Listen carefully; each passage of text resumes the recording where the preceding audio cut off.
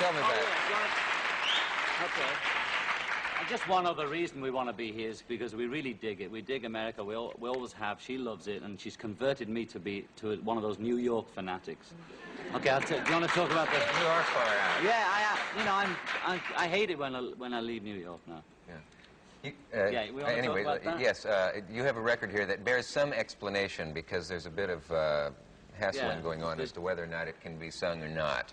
Yeah, there's always, every other record I seem to have a hassle with. Yeah. Well, this is a song about the women's problem. It was written by Yoko and I, and the song is called Woman is the Nigger of the World.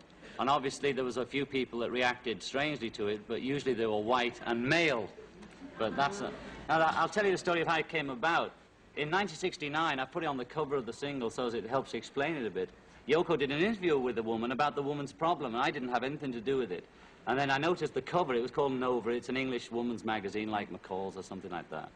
And the first time I heard about it was I saw it on the cover of McCall's like that. And it sort of said, she, woman is the nigger of the world. Well, at the time, I was more of a chauvinist than I am now. And I must say, I was saying, well, come on, what about this and what about that? And I argued a lot.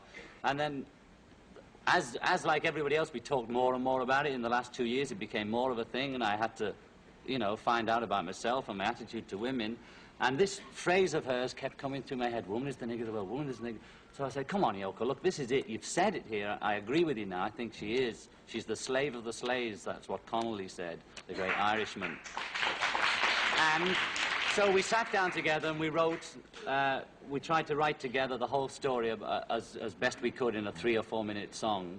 And it's called Woman is the Nigger of the World. And then, luckily for me, because a lot of stations were saying, well, we're not going to play this because it says nigger and a white man shouldn't say it, though all my black friends feel I have quite a right to say it because they understand it.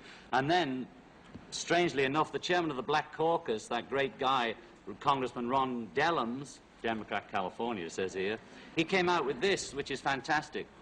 If you define niggers as someone whose lifestyle is defined by others, whose opportunities are defined by others, whose role in society is defined by others, then good news. You don't have to be black to be a nigger in this society. Most of the people in America are niggers. I didn't say that. Oh, my goodness. We'll never get in now. I think the word nigger has changed. It does not have the same meaning as it used to, and I think he put it very succinctly there, and I really believe women have the worst. Whatever it is, however badly or poor people are, it's the woman that takes it when they get home from work. Well, now would you